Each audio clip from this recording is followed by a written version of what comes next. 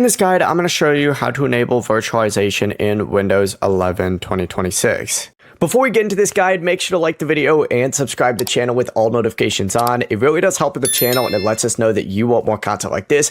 We'd greatly appreciate it. And if at any point throughout this guide you did have any questions, just ask them down in the comment section below and we can help you out further. I'm going to be doing my best to reply to every single comment down there. First things first, what you need to go ahead and do is open up settings. So go ahead and just hit search, and then on here you can go ahead and search for settings, but open this up.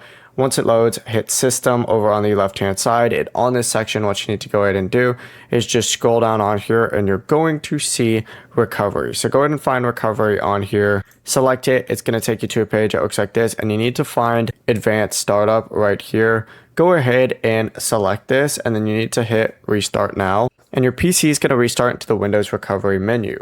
Once the blue menu appears, click troubleshoot, then choose advanced options, and then from there select UEFI firmware settings and click restart again. Your computer then is going to restart again, and this time it's going to open up the BIOS menu, and the layout's going to look a little different depending on your motherboard. But you're going to want to go to the Advanced tab and then open up the CPU configuration. And if you have an AMD processor, find SVM mode and change it to enabled. If you have an Intel processor, look for Intel Virtualization Technology or Intel VT/D, and then go ahead and enable it.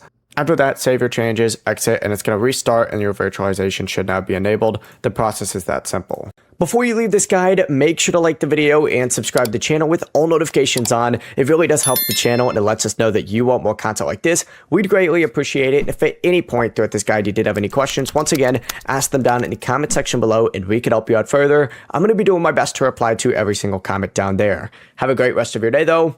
Peace.